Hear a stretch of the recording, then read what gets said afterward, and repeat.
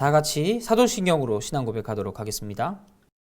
전능하사 천지를 만드신 하나님 아버지를 내가 믿사오며 그 외아들 우리 주 예수 그리스도를 믿사오니 이는 성령으로 잉태하사 동정녀 마리아에게 나시고 본디오 빌라도에게 고난을 받으사 십자가에 못 박혀 죽으시고 장사한 지 사흘 만에 죽은 자 가운데서 다시 살아나시며 하늘에 오르사 전능하신 하나님 우편에 앉아 계시다가 저리로서 산자와 죽은 자를 심판하러 오시리라. 성령을 믿사오며 거룩한 공예와 성도가 서로 교통하는 것과 죄를 사하여 주시는 것과 몸이 다시 사는 것과 영원히 사는 것을 믿사옵나이다. 아멘.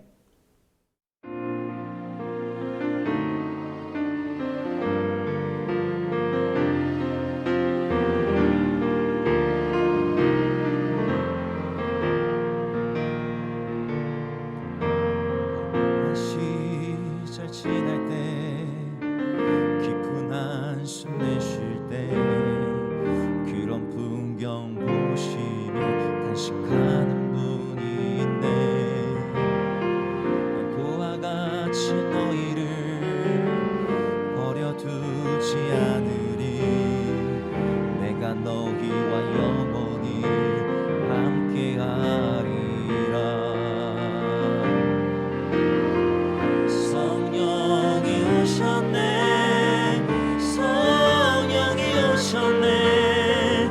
내 주에 보내신 성령이 오셨네. 우리 인생 가운데 친히 찾아오셔서 그 나라 꿈꾸게 하시네.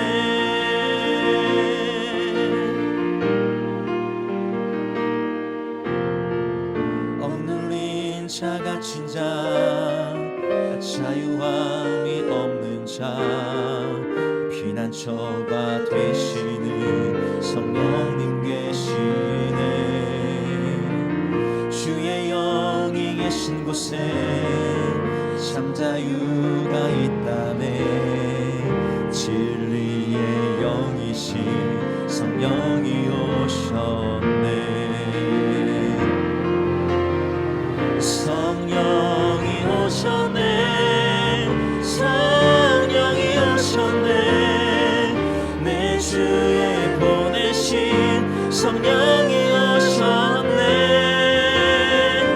우리 인생 가운데 신이 찾아오셔서 그 나라 꿈꾸게 하시네.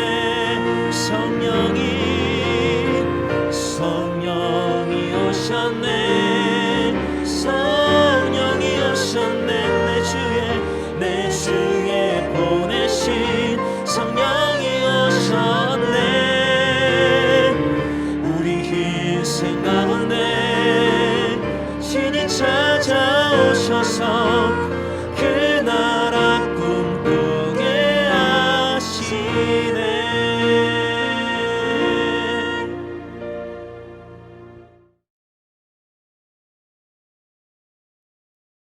이에 후세가 사독과 아비아달 두 제사장에게 이르되 아히도벨이 압살롬과 이스라엘 장로들에게 이러이러하게 계략을 세웠고 나도 이러이러하게 계략을 세웠으니 이제 너희는 빨리 사람을 보내 다윗에게 전하기를 오늘 밤에 광야 나루트에서 자지 말고 아무쪼록 건너가서 하라.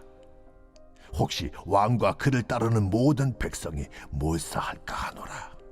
그때 요나단과 아히마아스가 사람이 볼까 두려워하여 감히 성에 들어가지 못하고 에누로겔 가에 머물고 어떤 여종은 그들에게 나와서 말하고 그들은 가서 다윗 왕에게 알리더니 한 청년이 그들을 보고 압살롬에게 알린지라.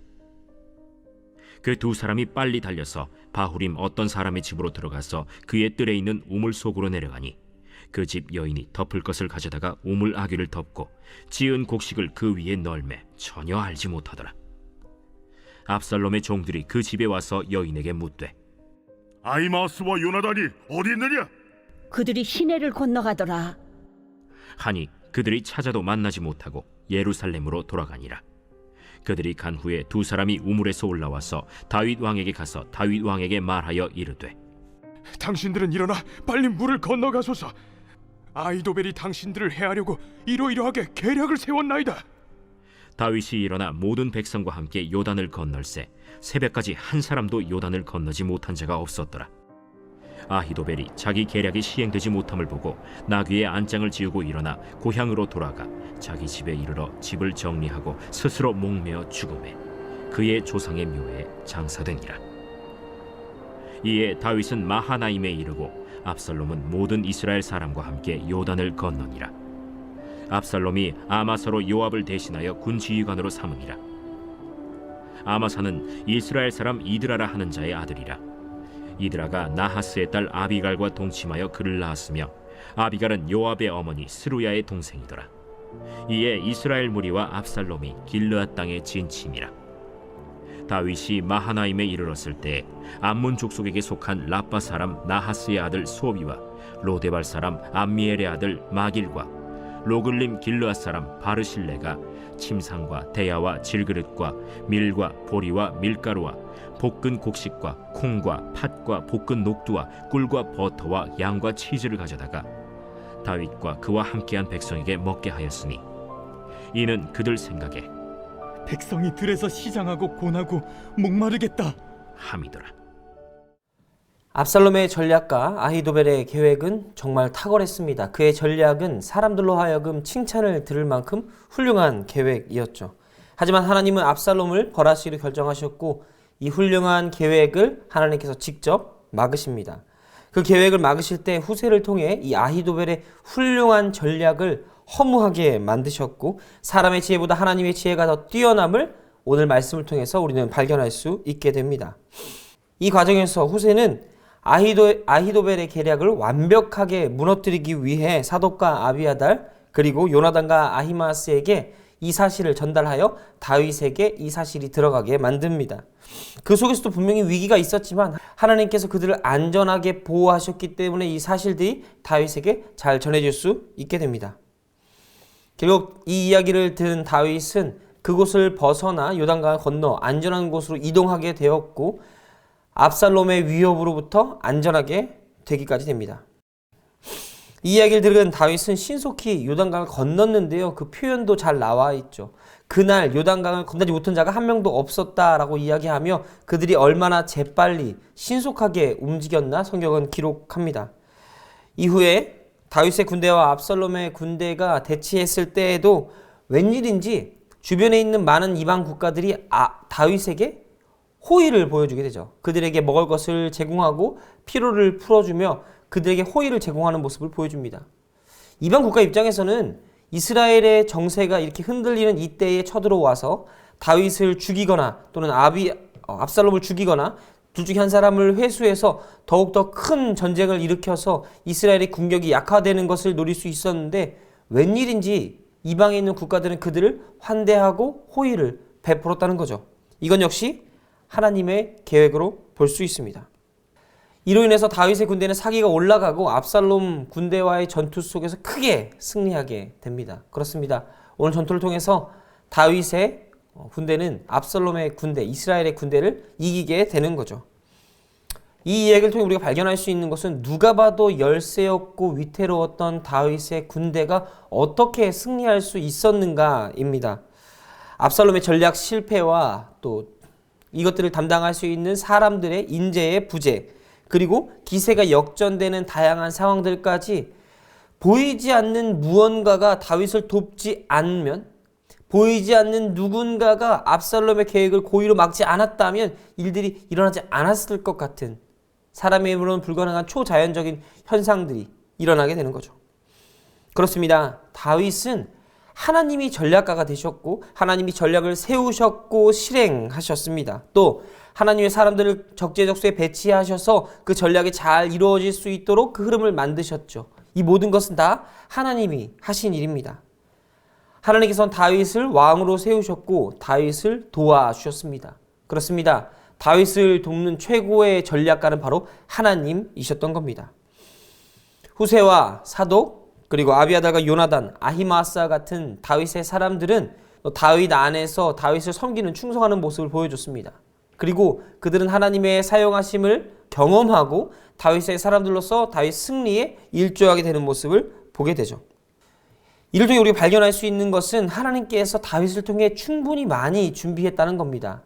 사람의 계획이, 사람의 지혜가 아무리 뛰어날지라도 하나님께서 직접 참여하신 전쟁에선 절대 승리할 수 없다는 것을 다시 한번 발견할 수 있게 되는 거죠. 또한 과거 야곱이 하나님의 군대를 보았던 그곳 마하나임에서 하나님께서 다시 한번 하나님의 방식대로 나타나셔서 다윗의 군대를 돕는 모습조차 우리는 하나님께서 항상 다윗과 함께 하셨고 여전히 함께 하시는구나라는 안전함을 느끼게 됩니다. 우리 오늘 사건들을 통해서 하나님의 계획과 동행이 또 하나님의 사람들과 함께 한다는 것이 얼마나 안전하고 탁월한지 우리는 발견하게 됩니다. 전략적 열세의 다윗에게 하나님은 모든 것을 뒤엎을 만한 반전이 되셨고 생각지 못한 방법들로 연약한 자들을 격려하시고 필요를 채우는 모습을 보여주십니다. 이 일들은 과거 다윗의 세대에만 나타난 것은 아닙니다. 오늘 현대를 살아가는 우리들에게도 이러한 일들이 자주 일어나는 것을 경험하게 되죠. 일이 막혀있다고 생각할 때, 답답할 때, 아무런 모든 것이 끊겨있고 혼자 소외됐다고 느끼는 그때에 여전히 하나님께서는 우리 모든 상황들을 뒤엎을 만한 반전이 되셔서 우리의 유일한 위로가 되시고 소망이 되시며 계획과 전략을 주십니다. 하나님은 이를 통해서 하나님의 뜻을 이루어 가시고 우리를 하나님의 사람으로 만들어 가신다는 겁니다. 전혀 생각지 못했던 호의를 받기도 하고요. 적절한 사람들을 보내셔서 우리를 위로하시고 격려하셔서 다시 앞으로 나아갈 힘을 주시기도 합니다. 또 이 모든 것들을 통하여서 하나님의 살아계심을 드러내시고 우리에게 이것들이 큰 위로가 되게 만들어 주시죠. 오늘 이런 다윗의 이야기는 비단 다윗에게 나타난 한 사람에 국한된 이야기는 아니라는 것을 말씀드리는 겁니다.